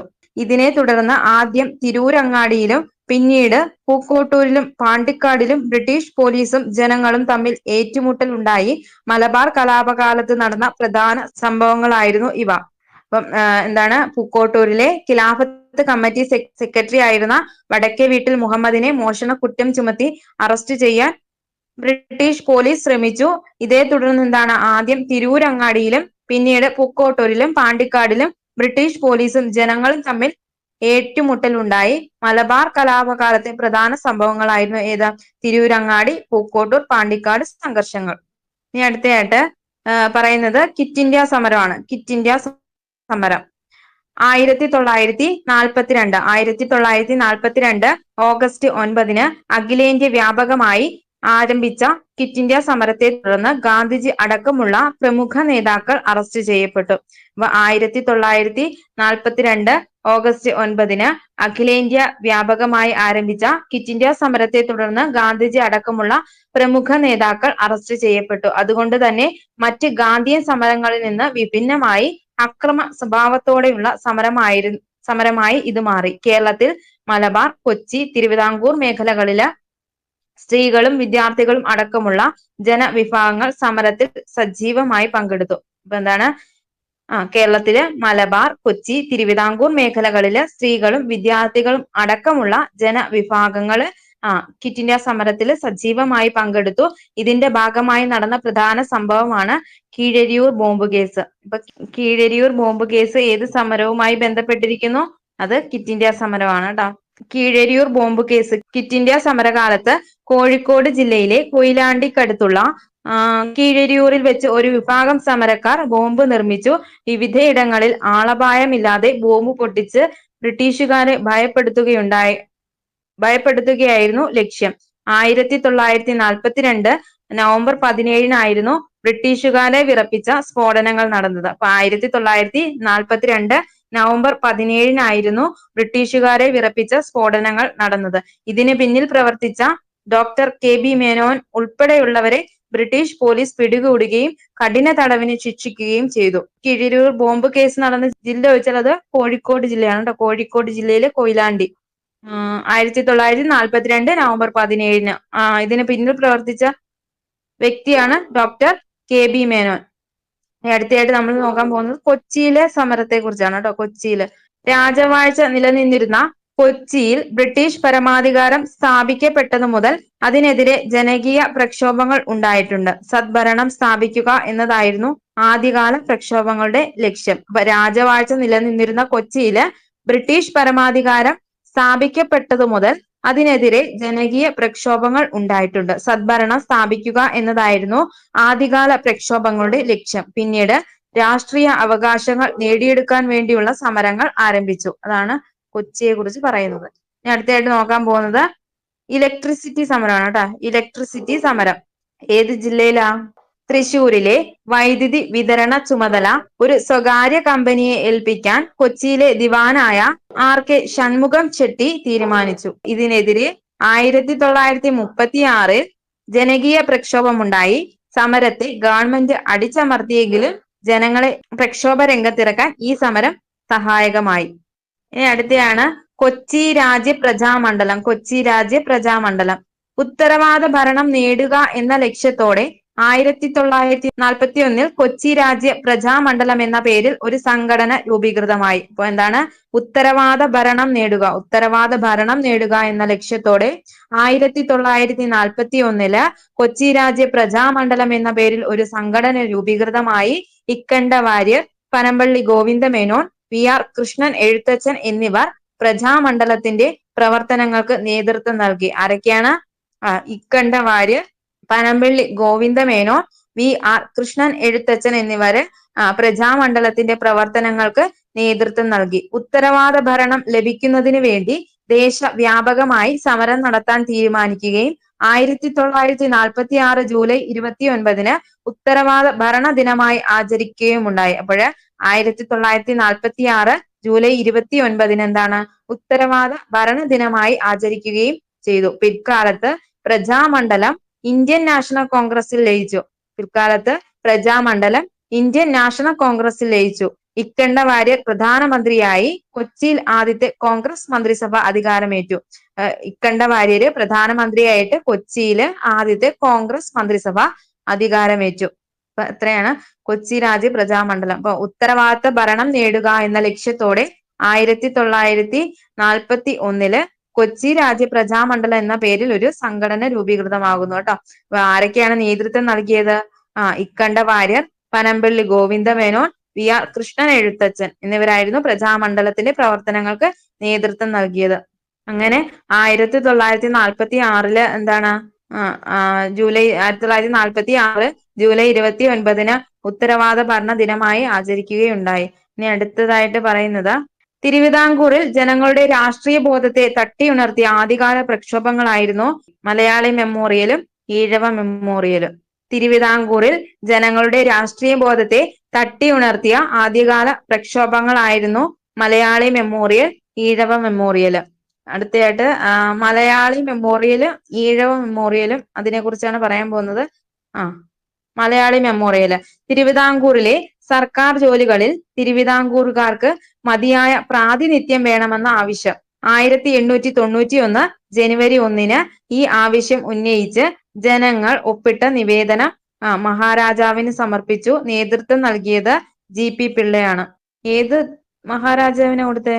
ശ്രീമൂലം തിരുനാളിനില്ലേ? ശ്രീമൂലം തിരുനാളിന് 1891 ജനുവരി 1 ഈ ആവശ്യം ഉന്നയിച്ചുകൊണ്ട് ജനങ്ങൾ ഒപ്പിട്ട നിവേദനം ശ്രീമൂലം തിരുനാൾ മഹാരാജാവിന് സമർപ്പിച്ചു. ഇനി നേതൃത്വം നൽകിയത് ആരാണ്? G.P. പിള്ളയാണ്. അടുത്തയായിട്ട് പറയുന്നത് ഈഴവ മെമ്മോറിയൽ ആണ് കേട്ടോ. ഈഴവ മെമ്മോറിയൽ. സർക്കാർ സർവീസില് ഈഴവ സമുദായത്തിന് മതിയായ പ്രാതിനിധ്യം നൽകണമെന്ന ആവശ്യം. സർക്കാർ സർവീസിൽ ഈഴവ സമുദായത്തിന് മതിയായ പ്രാതിനിധ്യം നൽകണമെന്ന ആവശ്യം ഏതാണ്? ഈഴവ മെമ്മോറിയല്. 1896 സെപ്റ്റംബർ 3 ഈഴവ സമുദായ അംഗങ്ങൾ ഒപ്പിട്ട നിവേദനം മഹാരാജാവിന് സമർപ്പിച്ചു. 1896 സെപ്റ്റംബർ 3 ഈഴവ സമുദായ അംഗങ്ങൾ ഒപ്പിട്ട നിവേദനം മഹാരാജാവിന് സമർപ്പിച്ചു. നേതൃത്വം നൽകിയത് ഡോക്ടർ പൽപ്പു ആണ്. ഡോക്ടർ പി പൽപ്പു ആണ്. അതാണ് മലയാളി മെമ്മോറിയലും ഈഴവ മെമ്മോറിയലും. ഇനി അടുത്തത് നിവർത്തനം. നിവർത്തനം എന്ന് പറഞ്ഞിട്ട് ബോക്സിൽ കൊടുത്തിട്ടുണ്ട്. സിവിൽ നിയമലംഘനത്തിൽ നിന്നും നിസ്സഹകരണത്തിൽ നിന്നും വേർതിരിച്ചു കാണിക്കാനാണ് നിവർത്തനം എന്ന് വിശേഷിപ്പിച്ചത്. ഈ പേര് നൽകിയത് ആരാണ്? I.C. ചാക്കോ. ഈ പേര് നൽകിയത് I.C. ചാക്കോ എന്ന ഭാഷാ പണ്ഡിതനാണ്. അപ്പം നിവർത്തന പ്രക്ഷോഭം തിരുവിതാംകൂറിൽ നടന്ന ശക്തമായ ഒരു രാഷ്ട്രീയ പ്രക്ഷോഭമായിരുന്നു 1932 നിവർത്തന പ്രക്ഷോഭം. ക്രിസ്ത്യൻ, മുസ്ലിം, ഈഴവ വിഭാഗക്കാർ രാഷ്ട്രീയ സമിതി രൂപീകരിച്ച് സംയുക്തമായാണ് പ്രക്ഷോഭം നയിച്ചത്. സർക്കാർ ഉദ്യോഗങ്ങളിലും നിയമസഭയിലും ജനസംഖ്യ ആനുപാതികമായി സംവരണം വേണമെന്നായി C.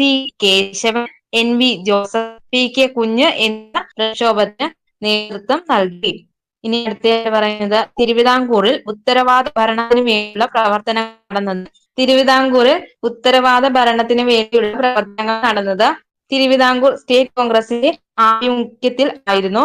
പട്ടം താണുപിള്ള ആയിരുന്നു തിരുവിതാംകൂർ സ്റ്റേറ്റ് കോൺഗ്രസിന്റെ ആദ്യ പ്രസിഡന്റ്. നിവേദനത്തിലൂടെയും പ്രത്യക്ഷ സമപരിപാടികളിലൂടെയും ഇവർ പ്രക്ഷോഭ പ്രവർത്തനങ്ങൾ ആസൂത്രണം ചെയ്തു. ഇനി അടുത്ത് പറയുന്നത് സ്വദേശാഭിമാനി പത്രം. വക്കം അബ്ദുൽ ഖാദർ മൗലവിയുടെ ഉടമസ്ഥയിലുണ്ടായിരുന്ന പത്രത്തിന്റെ പത്രാധിപരായിരുന്നു K. രാമകൃഷ്ണൻ. സർക്കാരിന്റെ തെറ്റായ നയങ്ങളെയും അഴിമതികളെയും പത്രത്തിലൂടെ അദ്ദേഹം തുറന്നെതിരുന്നു. തിരുവിതാംകൂറാനായിരുന്ന രാജഗോപാലാചാരിയെ നിശിതമായി വിമർശിച്ചുകൊണ്ട് ഒരു ലേഖന പരമ്പര അദ്ദേഹം പ്രസിദ്ധപ്പെടുത്തി. ഇതിനെ രാമകൃഷ്ണ പിള്ളയെ തിരുവിതാംകൂറിൽ നിന്ന് നാടുകടത്തുകയും സ്വദേശാഭിമാനി പത്രം നിരോധിക്കുകയും ചെയ്തു. അപ്പൊ ഏത് ദിവാനാണെന്ന് ചോദിച്ചാൽ അത് P. രാജഗോപാലാചാര്യ. P. രാജഗോപാലാചാര്യെ നിശിതമായി വിമർശിച്ചുകൊണ്ട് ഒരു ലേഖന പരമ്പര പ്രസിദ്ധപ്പെടുത്തി. ഇതിനെ തുടർന്ന് എന്താണ് രാമകൃഷ്ണ പിള്ളയെ തിരുവിതാംകൂറിൽ നിന്ന് കടത്തുകയും സ്വദേശാഭിമാനി പത്രം നിരോധിക്കുകയും ചെയ്തു. ഇനി അടുത്ത കോൺഗ്രസ് സോഷ്യലിസ്റ്റ് പാർട്ടി സോഷ്യലിസ്റ്റ് ആശയങ്ങളിൽ തൽപരരായ കോൺഗ്രസ് പ്രവർത്തകർ എന്താണ് 1934 കേളപ്പന്റെ അധ്യക്ഷതയിൽ കോഴിക്കോട് വെച്ച് യോഗം ചേർന്നു. ഇന്ത്യൻ നാഷണൽ കോൺഗ്രസിനുള്ളിൽ ഒരു കോൺഗ്രസ് സോഷ്യലിസ്റ്റ് പാർട്ടി രൂപീകരിക്കാൻ അവർ തീരുമാനിച്ചു. ആരൊക്കെയാണ് ഈ വിഭാഗത്തെ നയിച്ചത്? P Krishnapillai, EMS Namboodiripad, AK Gopalan എന്നിവരാണ് ഈ വിഭാഗത്തെ നയിച്ചത്. കോൺഗ്രസ് സോഷ്യലിസ്റ്റ് പാർട്ടിയുടെ നേതൃത്വത്തിൽ നിരവധി കർഷക സമരങ്ങൾ കേരളത്തിൽ ഉണ്ടായിട്ടുണ്ട്. ഇനി അടുത്തതായിട്ട് പറയുന്നത് പുന്നപ്ര വയലാർ സമരമാണ് കേട്ടോ. പുന്നപ്ര വയലാർ സമരമാണ്. തിരുവിതാംകൂർ ദിവാൻ ആയിരുന്ന CP രാമസ്വാമി അയ്യരുടെ സ്വേച്ഛാധിപത്യത്തിനെതിരെയും ഉത്തരവാദ ഭരണം സ്ഥാപിക്കുന്നതിന് വേണ്ടിയുമായിരുന്നു ഈ സമരം. പുന്നപ്ര വയലാർ സമരം എന്തിനു വേണ്ടിയിട്ടായിരുന്നു? തിരുവിതാംകൂർ ദിവാനായിരുന്ന CP രാമസ്വാമി അയ്യരുടെ സ്വേച്ഛാധിപത്യത്തിനെതിരെയും ഉത്തരവാദ ഭരണം സ്ഥാപിക്കുന്നതിന് വേണ്ടിയുമായിരുന്നു പുന്നപ്ര വയലാർ സമരം നടന്നത്. ആലപ്പുഴയിലെ പുന്നപ്രയിലും വയലാറിലും നടന്ന സമരമായതിനാൽ ഇത് പുന്നപ്ര വയലാർ സമരം എന്നറിയപ്പെട്ടു. ആലപ്പുഴയിലെ പുന്നപ്രയിലും വയലാറിലും നടന്ന സമരമായതിനാൽ ഇത് പുന്നപ്ര വയലാർ സമരം എന്ന് അറിയപ്പെട്ടു. 1946 കർഷകരും തൊഴിലാളികളും ചേർന്ന് കമ്മ്യൂണിസ്റ്റ് പാർട്ടിയുടെ നേതൃത്വത്തിലാണ് ഈ സമരം നടന്നത്. അപ്പൊ 1946 കർഷകരും തൊഴിലാളികളും ചേർന്ന് കമ്മ്യൂണിസ്റ്റ് പാർട്ടിയുടെ നേതൃത്വത്തിലാണ് ഏത് പുന്നപ്ര വയലാർ സമരം നടന്നത് കേട്ടോ. സ്വാതന്ത്ര്യത്തിലേക്കുള്ള സ്ത്രീ മുന്നേറ്റം. ലോകത്തിലെ ഏറ്റവും ദരിദ്ര രാഷ്ട്രങ്ങളിൽ ഒന്നാണ് നമ്മുടെ മാതൃഭൂമി. ഇവിടെ 100 പേരിൽ 3-4 പേർക്ക് മാത്രമാണ് വയറു നിറയെ ഭക്ഷണം കഴിക്കാനുള്ളത്, വസ്ത്രം ധരിക്കാനുള്ളത്. സൂക്ഷ്മമായി പരിശോധിച്ചാൽ അതിനു പോലും നമുക്ക് വകയില്ല.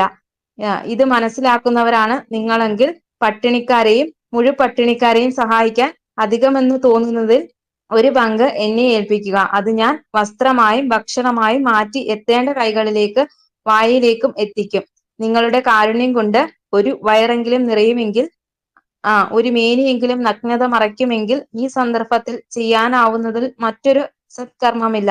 സ്ത്രീകൾ തിങ്ങി നിറഞ്ഞ വടകരയിലെ പൊതുയോഗത്തില് മഹാത്മാഗാന്ധി ഇങ്ങനെ പറഞ്ഞു കഴിഞ്ഞപ്പോൾ പലരും അപരാധ ബോധത്തോടെ തല താഴ്ത്തി. ഒരു പെൺകുട്ടി ഗാന്ധിജിയുടെ അരികിലേക്ക് ഓടിയെത്തുന്നു.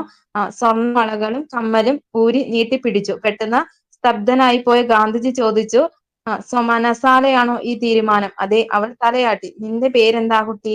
അവൾ ഉത്തരം പറഞ്ഞു, കൗമുദി. അച്ഛനമ്മമാരോട് എന്ത് പറയും? ആഭരണമില്ലാത്ത പെൺകുട്ടിയെ വേണ്ടെന്ന്. ഭർത്താവായി വരാനിരിക്കുന്നയാൾ ശാഠ്യം പിടിച്ചാൽ നീ എന്ത് ചെയ്യും? അങ്ങനെ ശാഠ്യം പിടിക്കുന്ന ഒരു ഭർത്താവിനെ എനിക്കും വേണ്ടെന്ന് ഞാനും ശാഠ്യം പിടിക്കും. അപ്പൊ മേൽപ്പറഞ്ഞ ചരിത്ര സംഭവം വായിച്ചു അല്ലെ? ജീവിതത്തിൽ പിന്നീട് ഒരിക്കലും ആഭരണം ധരിക്കാത്ത ഖാദി മാത്രം ധരിച്ച് ലളിത ജീവിതം നയിച്ച വ്യക്തിയായിരുന്നു കൗമുദി ടീച്ചർ. അങ്ങനെ നിരവധി മലയാളി സ്ത്രീകൾ ഇന്ത്യൻ സ്വാതന്ത്ര്യ സമരത്തിന്റെ ഭാഗമായി ത്യാഗ നിർഭരമായ പ്രവർത്തനങ്ങൾ നടത്തിയിട്ടുണ്ട്. അങ്ങനെ നിസ്സഹരണം, നിയമലംഘനം തുടങ്ങിയ സമരത്തിലൂടെ ഇന്ത്യയിൽ ദേശീയ പ്രസ്ഥാനം കരുത്താർജിച്ച കാലത്ത് കേരളത്തിലും സ്ത്രീകളുടെ സജീവ പങ്കാളിത്തം ഉണ്ടായിരുന്നു. ഗാന്ധിജിയുടെ സന്ദേശം ഉൾക്കൊണ്ട് ഉപ്പ് നിർമ്മാണം, വിദേശ വസ്ത്ര ബഹിഷ്കരണം, ഖാദി വസ്ത്രങ്ങൾ നെയ്തെടുത്ത് ഉപയോഗിക്കുന്ന പ്രവർത്തനങ്ങൾ എന്നിവയിൽ സ്ത്രീകൾ സജീവമായി. സമര കാലഘട്ടത്തിൽ അയിത്തോച്ചാടന, ഹരിജനോദ്ധാരണ പ്രവർത്തനങ്ങൾക്കും ശ്രദ്ധേയമായ സ്ത്രീ പങ്കാളിത്തം ഉണ്ടായിരുന്നു. സമരങ്ങളുടെ ഭാഗമായി ഒട്ടേറെ സ്ത്രീകൾ ജയിൽവാസം അനുഭവിച്ചിട്ടുണ്ട്. മലബാറിൽ AV കുട്ടിമാളു അമ്മയും അമ്മു സ്വാമിനാഥനും, തിരുവിതാംകൂറിൽ അക്കാമ ചെറിയാൻ, ആനി മസ്ക്രീൻ തുടങ്ങിയവരും ഇക്കാലയളവില് ദേശീയ പ്രക്ഷോഭങ്ങൾക്ക് നേതൃത്വം നൽകി. അപ്പൊ ഇത് ഇമ്പോർട്ടന്റ് ആണ്. ഏതാണ്? മലബാറില് AV കുട്ടിമാളു അമ്മയും അമ്മു സ്വാമിനാഥനും. മലബാറില് AV കുട്ടിമാളു അമ്മയും അമ്മു സ്വാമിനാഥനും. തിരുവിതാംകൂറിൽ അക്കാമ ചെറിയാൻ, ആനി മസ്ക്രീൻ. തിരുവിതാംകൂറിൽ ആരൊക്കെയാണ്? അക്കാമ ചെറിയാൻ, ആനി മസ്ക്രീൻ തുടങ്ങിയവരും ഇക്കാലയളവിൽ ദേശീയ പ്രക്ഷോഭങ്ങൾക്ക് നേതൃത്വം നൽകി. ഇനി അടുത്തതായിട്ട് നോക്കാൻ പോകുന്നത് സി കുഞ്ഞിക്കാവമ്മ. ഗാന്ധിജി ആദ്യമായി കേരളം സന്ദർശിച്ചപ്പോൾ സ്വർണ്ണ നൂലിൽ കോർത്ത ഒരു തുളസിമാല മകനെ കൊണ്ട് ഗാന്ധിജിയുടെ കഴുത്തിൽ അണിയിച്ചു. ഉപഹാരം സ്വീകരിക്കണമെങ്കിൽ ആയുഷ്കാലം മുഴുവൻ ഖാദി വസ്ത്രങ്ങൾ മാത്രമേ ധരിക്കുകയുള്ളൂ എന്ന് പ്രതിജ്ഞ ചെയ്യണം ഗാന്ധിജി നിർദ്ദേശിച്ചു. ആ പ്രതിജ്ഞ ജീവിത അവസാനം വരെ പാലിക്കുകയും സമരങ്ങളുടെ ഭാഗമായി നിരവധി തവണ ജയിൽവാസം അനുഭവിക്കുകയും ചെയ്തു. 1938 കേരള പ്രദേശ് കോൺഗ്രസ് കമ്മിറ്റിയുടെ പ്രസിഡന്റായി തിരഞ്ഞെടുക്കപ്പെട്ടു. അപ്പൊ 1938 കേരള പ്രദേശ് കോൺഗ്രസ് കമ്മിറ്റിയുടെ പ്രസിഡന്റായി തിരഞ്ഞെടുക്കപ്പെട്ട വനിതയാണ് ആര്? സി കുഞ്ഞിക്കാവമ്മ. ഹരിജനോദ്ധാരണം, ഖാദി പ്രചരണം എന്നിവയിലും സജീവമായിരുന്നു. ഹരിജനോദ്ധാരണം ഖാദി പ്രചരണം എന്നിവയിലും സജീവമായിരുന്നു ആര്യാസി കുഞ്ഞിക്കാവമ്മ. ഇനി അടുത്തയായിട്ട് പറയാൻ പോകുന്നത് സംസ്ഥാന രൂപീകരണമാണ് കേട്ടോ. സംസ്ഥാന രൂപീകരണമാണ്. ഭൂമിശാസ്ത്രപരവും ഭാഷാപരവും സാംസ്കാരികവും സാമ്പത്തികവും ഭരണപരവുമായ പരിഗണനകൾ അടിസ്ഥാനമാക്കി കേരളത്തിന്റെ ഭാഗങ്ങളായി ഗണിക്കാവുന്ന തിരുവിതാംകൂർ, കൊച്ചി എന്നീ നാട്ടുരാജ്യങ്ങളും ബ്രിട്ടീഷ് ഇന്ത്യൻ വിഭാഗങ്ങളും മയ്യഴിയും ഒരുമിച്ച് ചേർന്ന് ഇന്ത്യൻ യൂണിയനിൽ ഉൾക്കൊള്ളുന്ന സ്വയം ഭരണാധികാരമുള്ള ഒരു ഘടകമായി സംഘടിപ്പിക്കണം. ഈ ഘടകത്തിലെ ഭരണകൂടത്തിന്റെ എല്ലാ അധികാര ശക്തികളും ജനങ്ങളിൽ നിക്ഷിപ്തമായിരിക്കണം. 1947 തൃശ്ശൂരിൽ വെച്ച് നടന്ന ഐക്യ കേരള കൺവെൻഷൻ പ്രമേയത്തിൽ നിന്നാണ് കേട്ടോ. 1947 തൃശ്ശൂരിൽ വെച്ച് നടന്ന ഐക്യ കേരള കൺവെൻഷൻ പ്രമേയമാണ് കേട്ടോ. ഇനി 1921 ഒറ്റപ്പാലത്ത് നടന്ന അഖില കേരള പ്രവിശ്യ സമ്മേളനത്തിൽ മലബാർ, കൊച്ചി, തിരുവിതാംകൂർ എന്നിവിടങ്ങളിൽ നിന്നുള്ള പ്രതിനിധികൾ പങ്കെടുത്തു. അപ്പൊ 1921 ഒറ്റപ്പാലത്ത് നടന്ന അഖില കേരള പ്രവിശ്യ സമ്മേളനത്തിൽ മലബാർ, കൊച്ചി, തിരുവിതാംകൂർ എന്നിവിടങ്ങളിൽ നിന്നുള്ള പ്രതിനിധികൾ പങ്കെടുത്തു. 1928 ജവഹർലാൽ നെഹ്റുവിന്റെ അധ്യക്ഷതയിൽ ചേർന്ന പയ്യന്നൂർ കോൺഗ്രസ് സമ്മേളനം ഭാവിയിൽ സ്വതന്ത്ര ഭാരതത്തിന്റെ ഭരണഘടനയ്ക്ക് രൂപം കൊടുക്കുമ്പോൾ കേരളത്തെ ഒരു പ്രത്യേക സംസ്ഥാനമായി പുനഃസംഘടിപ്പിക്കണമെന്ന് ആവശ്യപ്പെട്ടു. എന്താണ്? 1928 ജവഹർലാൽ നെഹ്റുവിന്റെ അധ്യക്ഷതയിൽ ചേർന്ന പയ്യന്നൂർ കോൺഗ്രസ് സമ്മേളനം ഭാവിയിൽ സ്വതന്ത്ര ഭാരതത്തിന്റെ ഭരണഘടനയ്ക്ക് രൂപം കൊടുക്കുമ്പോൾ കേരളത്തെ ഒരു പ്രത്യേക സംസ്ഥാനമായി പുനഃസംഘടിപ്പിക്കണമെന്ന് ആവശ്യപ്പെട്ടു. ഇതിനെ തുടർന്ന് ഐക്യ കേരളം എന്ന ലക്ഷ്യം നേടിയെടുക്കുന്നതിന് വേണ്ടി പ്രവർത്തിച്ച കമ്മിറ്റി രൂപീകരിക്കുകയും ചെയ്തു. ഇതേ തുടർന്ന് എന്താണ്? ഐക്യ കേരളം എന്ന ലക്ഷ്യം നേടിയെടുക്കുന്നതിന് വേണ്ടി പ്രവർത്തിക്കുന്ന കമ്മിറ്റി രൂപീകരിക്കപ്പെടുകയും വിവിധ സ്ഥലങ്ങളിൽ വെച്ച് അതിന്റെ കൺവെൻഷനുകൾ നടക്കുകയും ഉണ്ടായി. 1949 ജൂലൈ 1 തിരുവിതാംകൂറും കൊച്ചിയും സംയോജിപ്പിച്ച് തിരുക്കൊച്ചി രൂപീകരിച്ചത് കേരള സംസ്ഥാനം എന്ന ലക്ഷ്യത്തിലേക്കുള്ള പ്രധാന ചുവടുവെപ്പാണ്. അപ്പം തിരുക്കൊച്ചി സംസ്ഥാനത്തിന്റെ രൂപീകരണം എന്നാണ് 1949 ജൂലൈ 1. 1949 ജൂലൈ 1 തിരുവിതാംകൂറും കൊച്ചിയും സംയോജിപ്പിച്ച് തിരുക്കൊച്ചി രൂപീകരിച്ചത് കേരള സംസ്ഥാനം എന്ന ലക്ഷ്യത്തിലേക്കുള്ള പ്രധാന ചുവടുവെപ്പായിരുന്നു. ഇനി അടുത്തതായിട്ട് പറയുന്നത് കൊച്ചി, തിരുവിതാംകൂർ നാട്ടുരാജ്യങ്ങളുടെ അതിർത്തിയിൽ സ്ഥാപിക്കപ്പെട്ടിരുന്ന കല്ലുകളാണ് കൊതിക്കല്ല് എന്നറിയപ്പെടുന്നത് കേട്ടോ. എന്താണ്? കൊച്ചി, തിരുവിതാംകൂർ നാട്ടുരാജ്യങ്ങളുടെ അതിർത്തിയിൽ സ്ഥാപിക്കപ്പെട്ടിരുന്ന കല്ലുകളാണ് കൊതിക്കല്ല് എന്നറിയപ്പെട്ടിരുന്നത്. കോ എന്നത് കൊച്ചിയെയും തി എന്നത് തിരുവിതാംകൂറിനെയും സൂചിപ്പിക്കുന്നു. അപ്പൊ എന്താണ്? കോ എന്നത് കൊച്ചിയെയും തി എന്നത് തിരുവിതാംകൂറിനെയും സൂചിപ്പിക്കുന്നു. കോ ഫോർ കൊച്ചി, തി ഫോർ തിരുവിതാംകൂർ.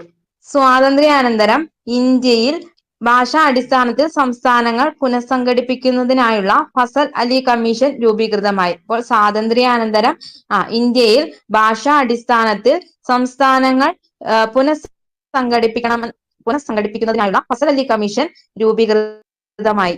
കമ്മീഷന്റെ ശുപാർശ പ്രകാരം മലബാറിനെയും തിരുക്കൊച്ചിയെയും സംയോജിപ്പിച്ചുകൊണ്ട് 1956 നവംബർ 1 കേരള സംസ്ഥാനം നിലവിൽ വന്നു. അപ്പം ഫസൽ അലി കമ്മീഷന്റെ ശുപാർശ പ്രകാരം മലബാറിനെയും തിരുക്കൊച്ചിയെയും സംയോജിപ്പിച്ചുകൊണ്ട് 1956 നവംബർ 1 കേരള സംസ്ഥാനം നിലവിൽ വന്നു. തിരുവിതാംകൂറിന്റെ ഭാഗമായിരുന്ന തോവാള, അഗസ്തീശ്വരം, കൽക്കുളം, വിളവൻകോട് എന്നീ താലൂക്കുകൾ മദിരാശി സംസ്ഥാനത്തോട്, അതായത് ഇന്നത്തെ തമിഴ്നാട്.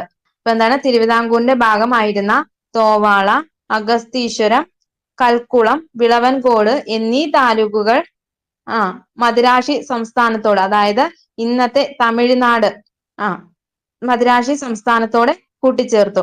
തെക്കൻ കർണാടകത്തിന്റെ ഭാഗമായിരുന്ന കാസർഗോഡ് താലൂക്ക് കേരളത്തോട് കൂട്ടിച്ചേർത്തു. തെക്കൻ കർണാടകത്തിന്റെ ഭാഗമായിരുന്ന കാസർഗോഡ് താലൂക്ക് എന്താണ്? കാസർഗോഡ് താലൂക്ക് കേരളത്തോട് കൂട്ടിച്ചേർക്കപ്പെട്ടു.